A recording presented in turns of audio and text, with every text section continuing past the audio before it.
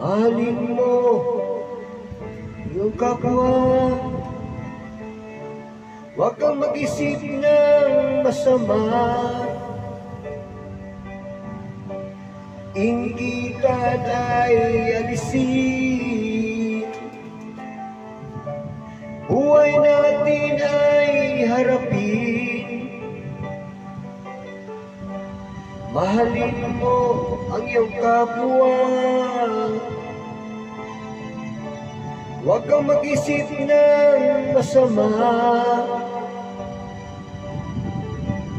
Tsismisan ay alisin.